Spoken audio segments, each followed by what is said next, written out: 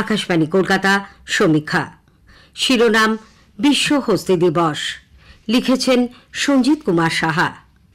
একসময় বিশ্ব জুড়ে হয়তো কয়েক কোটি হাতি ছিল অনেক প্রজাতিও। এখন নাকি মাত্র ২-৩টি প্রজাতিতে এসে ঠেকেছে, সঙ্গে কমেছে সংখ্যা।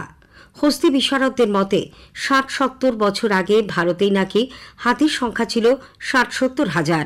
২০১২তেও তা ছিল ৩০,০০০। ২০১৭ যা কমে দাঁড়ায় ২৭ হাজারে।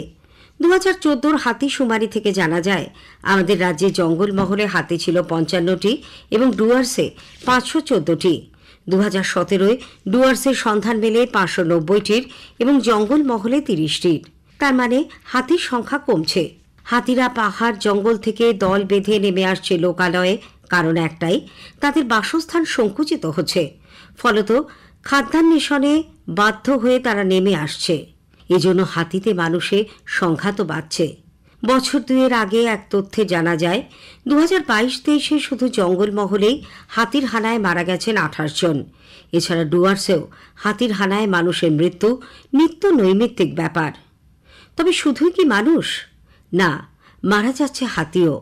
কখনো ট্রেনে কাটা পড়ছে, কখনো আবার চোরা শিকারীদের কবলে পড়ে মরছে। কেন্দ্রীয় পরিবেশ মন্ত্রকের তথ্য অনুসারে হাতি মানুষের সংঘাতে ফি বছর মারা যায় ৫০০ মানুষ, হাতি মারা যায় ১০০টি। এখন প্রশ্ন, আগে যেখানে মানুষে হাতিতে সহাবস্থান ছিল সেখানে কেন এমন সংঘাত হচ্ছে? এর অন্যতম কারণ হাতিদের আবাসভূমি ও খাদ্য কমে যাওয়া। আবাসভূমি কমে যাওয়ার কারণ আবার কৃষি, শিল্প, খনি ও লোকবসতি স্থাপন। শুধু তাই নয়, পাহাড় অরণ্যর বুক চিরে তৈরি হচ্ছে রাস্তা, রেল চলাচলের পথ। স্বভাবতই হাতিরা দিশেহারা, তাই খাদ্য অন্বেষণে লোকালয়ে নেমে আসতে বাধ্য হচ্ছে। আগে হাতিরা যেমন সংখ্যায় ছিল অগণিত, তেমনি বন জঙ্গলও ছিল পর্যাপ্ত। অরণ্যর মধ্যে প্রাকৃতিক জলাশয়ও ছিল প্রচুর, তাই খাবারের সমস্যা হতো না। পাশাপাশি মানুষের সংখ্যাও ছিল কম, বসতিও ছিল জঙ্গল থেকে দূরে। স্বাধীনতার সময় ভারতের লোক সংখ্যা ছিল ৩৪ কোটি, এখন তো ১৪২ কোটি। স্বভাবতই এত মানুষের আহার, বাসস্থান, শিক্ষালয়, কলকারখানার জন্য জমি দরকার, আর জমি মানেই জল জঙ্গল, অতএব গাছ কাটতেই হচ্ছে। হাতিদের অবশ্য নির্দিষ্ট কোনো ঠিকানা থাকে না। তারা ঋতু অনুসারে নিজেদের পছন্দ ও রুচি অনুযায়ী এক জায়গা থেকে আরেক জায়গায় যেতে অভ্যস্ত। একটি হাতির প্রতিদিন খাবার দরকার কম বেশি ৩০০ কেজি, ঘাস, পাতা, ফল, বীজ এবং জল ১৫০ লিটার। এখন পাহাড়গুলি ন্যাড়া, জলের উৎস শুকনো, অতএব হাতিকে লোকালয়ে নেমে আসতেই হয়। হাতি যতই ফসল বা মানুষের ক্ষতি করুক না কেন, আজও ভারতের ধর্মীয় আবেগে তাদের স্থান অনেক উঁচুতে। অনেকেই মনে করে হাতি বুদ্ধি, শক্তি ও সৌভাগ্যের প্রতীক। হাতি যে অসম্ভব বুদ্ধি ধরে এবং মানুষের খুব কাছের, এই নিয়ে দ্বিমত নেই, থাকতেও পারে না। উপরন্তু হাতি প্রচণ্ড বুদ্ধিমান, স্পর্শকাতর ও সংবেদনশীল। তার প্রকাশ মেলে হাতি মেরে সাথী, দামু ইত্যাদি ছবিতে। হাতি মেরে সাথী, দামু ইত্যাদি ছবিতে হাতি ছিল মুখ্য চরিত্রে। এতে আনন্দ ও মজা দুই ছিল।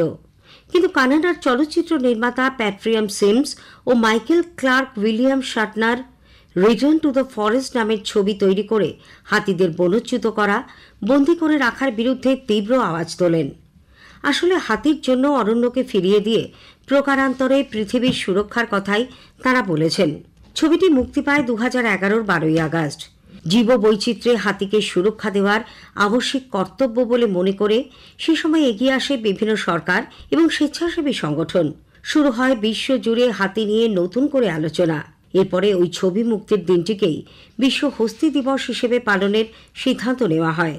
উদ্দেশ্য, হাতির অভয়ারণ্যগুলিকে যথাযথ সংরক্ষণ, চোরা শিকারী ও হাতির দাঁতের অবৈধ চোরাচালান বন্ধ করা, হাতিদের এক জঙ্গল থেকে আরেক জঙ্গলে যাতায়াতের জন্য ব্যবস্থা করা, আহত হাতির চিকিৎসা ও হাতিকে বন্দী করে না রাখা। প্রতি বছরে এই দিনটি পালনের জন্য নির্দিষ্ট ভাবনা থাকে। যেমন গত বছর ছিল হাতিদের নিরাপত্তা নিশ্চিত করা। এবছর জোর দেওয়া হয়েছে হাতির প্রাগৈতিহাসিক সৌন্দর্য, ধর্মীয় প্রাসঙ্গিকতা ও পরিবেশের গুরুত্বের ওপরে। সমীক্ষা শেষ হল। এটি লিখেছেন সঞ্জিত কুমার সাহা।